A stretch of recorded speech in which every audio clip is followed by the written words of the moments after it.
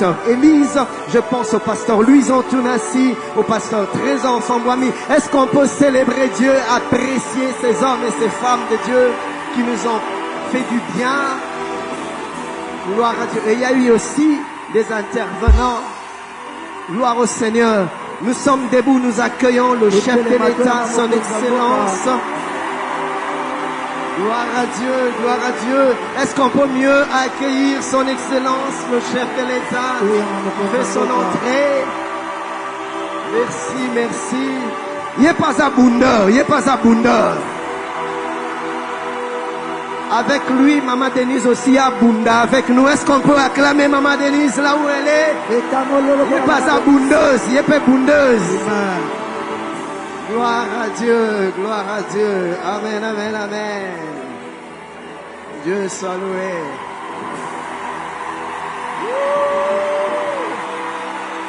Est-ce que quelqu'un peut m'aider à dire à notre chef combien nous l'aimons? Oh,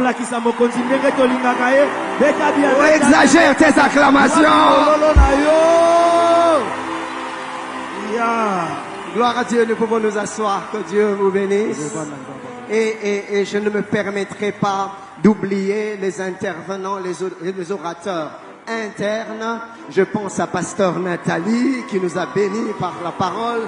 Je pense à pasteur Stéphanie qui nous a bénis par la parole. Je pense au pasteur Christian Mutombo qui nous a bénis. Je pense au pasteur Anthony Sungu qui nous a bénis. Et je pense à tous les pasteurs qui ont travaillé à l'ombre. Je vais demander à mes pasteurs, les pasteurs de Philadelphie, de se lever. Église du Seigneur, aidez-moi à honorer ces hommes et ces femmes. Les vaillants pasteurs de SMP. Oh, nous exagérons pour nos pasteurs. Le peuple congolais, il a fallu toute la journée à l'élo, dans un état de prière pour qu'il ait remercié Nzambe. Na remercié Nzambe pourquoi? Parce que Nzambe a zamuta ata eumeli suka suke kukisamaka. Na yeko remercié Nzambe pona nini? Parce que masque à Roland Dalo et quoi il est l'eau. Les amis, peut-être yo yebite. Président Fachi Ozomo na wana. Akanga singana kingo batwebele. Nzamba akanga singana kingo batwebele. Pona kusambela pona président Fachi. Ezana kamusus tozoko sala. Mais ce n'est pas nous. C'est ainsi dit l'Éternel. Bande konangai. Na sengi na bino boyo kangai. Peut-être j'ai terminé ma mission aux côtés de l'UDPS. Ngai mama bishop ndenge bomoni ngao. Mukumba ezalaki na mukongo na ngai. Je bénis le Seigneur parce que ba oyo bayebi ke ngai mama José na tinda maka aux côtés des politiques pour que na sauver la situation moboye. C'était en 2016. Tangu Nzambe atindi ngai pa Roland Dalo bomoni lelo masque kwei azola ta poswa meme mais en réalité azalaka meme te. J'étais privé de toute faveur aux côtés du président Fachi. Baningala nga nyonso bazwa ba nomination bazo sepela bazo seka. Mais moi j'étais un mouton à abattre parce que Roland Dalo savait très bien que je connais son secret. Biso to bengama na Nzambe pour que tu plaides pour la alternance pacifique. Avoir un premier président de ce pays. Mouyej Mangez Masoza témoin Makamunazolo à l'époque tu étais ministre de l'Intérieur. Nous avons prié. Congo Mobimba, j'ai dirigé 11 équipes intercession de toutes les provinces. Nzamba lobiba mama soki botelemi te mboke ko ina organisation ndem 23 bandaka makamunae. Et nous avons prié pour la paix. Seigneur, aide-nous que ce pays ait retrouvé paix. C'est à où le Seigneur nous avait montré que après Kabila ça sera un Tshisekedi. Nebiso to poussa la première ba Tshisekedi. Lorsque le Seigneur nous avait aidé tous autres à la négociation entre le président Fachina et le président Kabila, on devrait associer le pasteur Roland Dalo en tant que pasteur de Félix. Tokei par respect de ontologie pastorale et pas na ewa na GB na bureau na epemenia ya Mino Congo. Na zalaka nga mon côté, to zalaka ebele. Jeff Pambi ya Milapro, Zagabe Mwimani ya DGI, wana syndicaliste, Révérend Bravo ya RC, na kanisi muzomora ba vidéo. Roland Dalo nous avait dit, topesi message, papa, au nom de la paix, après Kabila, ça sera un Tshisekedi. Mais nous devons nous impliquer, nous tous, pour que tu aies une alternance pacifique dans Mboko. Boboya te, Mboka spirituel, ne arrangeaka physique. Tolobi Félix est bientôt pasteur, je pensais être heureuse. Il y a qu'à transmettre un message à un pasteur, lui dire que bientôt là ton église aura un président de la République. Il m'a dit, peut-être Fayoulou, oui, mais pour Félix c'est impossible. Un illettré ne peut pas nous diriger. Un chrétien qui n'est pas honnête, qui n'est pas sérieux, ne peut pas nous diriger. Félix n'est pas sérieux.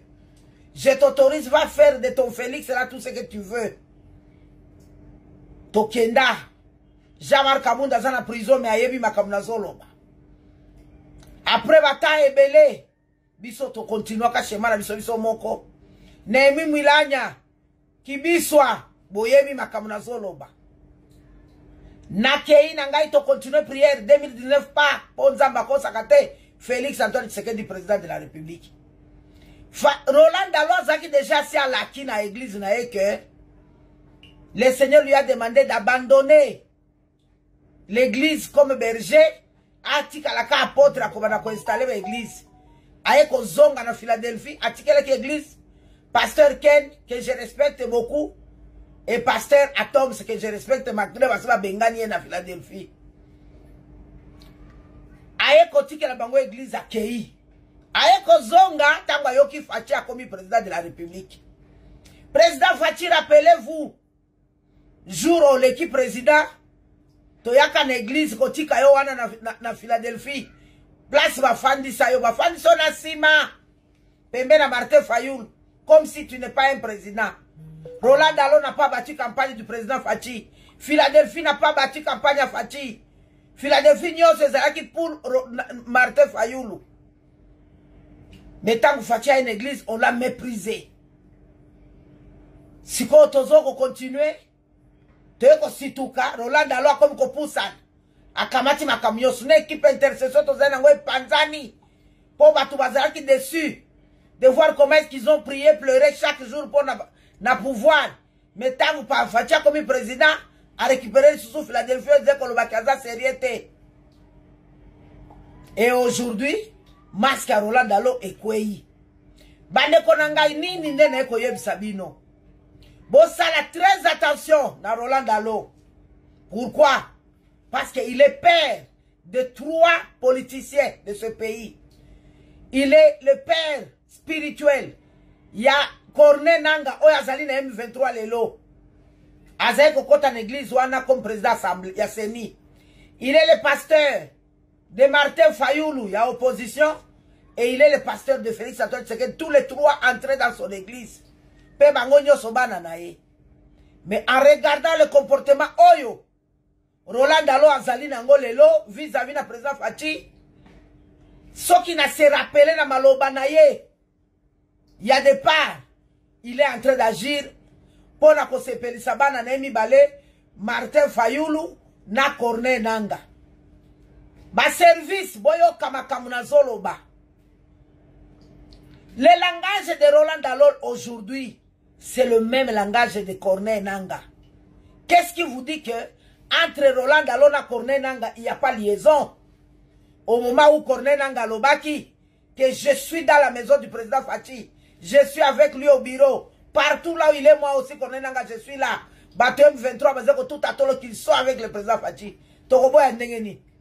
C'est tout Philadelphie qui a entouré le président Fachi. Les lots vont comprendre que Corne Nanga ne disait pas l'Okuta parce qu'il savait comment est-ce qu'il manipulait Roland Dalo. Ce qu'il est là, Boyoki Roland Dalo a fait ma réponse wana. Bokota, prêt nazo senga service bola na makamna lobby. Botala très bien. Discours à Martin Fayoulou Yasuka. Il demandait à Roland Dalo. Aye bisamwana na ye, atika kosimba moto. Discours à Roland Dalo, ya Martin Fayoulou, il adressait à Roland Dalo. Roland Dalo yebisa mwana na yo atika kosimba moto. Et c'est comme ça que Roland Dalo avait répondu son fils Martin Fayoulou en insultant le président Fachi. Akomu koloba, mongo ya mutuwana. Mongo ya mutuwana liate. Jour président Fachi, papa no akufi, nani akundela kayo papa. Ce n'est pas le président Fachi. Biso na stade tozo sambe la pona nation. Tu n'étais pas avec le président Fachi na mariage à mwana na yo, wana na misé. Et le cadeau que le président Fachi a donné n'est pas l'argent. Et zambongo te. Bon, qui est na bureau à maman Denise. Il est entouré par Philadelphie. En tout cas, Roland Dalo, bon fongolele mis sous sécuritaire. Bon tika kokanisa keza blague. Ce monsieur est très branché. Mutu moko congolais moko abengi ngai. Ayebi singai Roland Dalo azaki na réunion. Les jours passés na poto. Na bato opposition. Alobi maman vérifier information wana. Bamususu balobi il est très bien branché. Na Uganda chez Museveni. Président Fachi yoka makamnazo yeb seza solo. Roland Dalo. Balobana lobby. C'est le Seigneur qui a voulu seulement qu'on l'accepte. Quel est le cœur de cet homme-là? Ose aller faire confiance.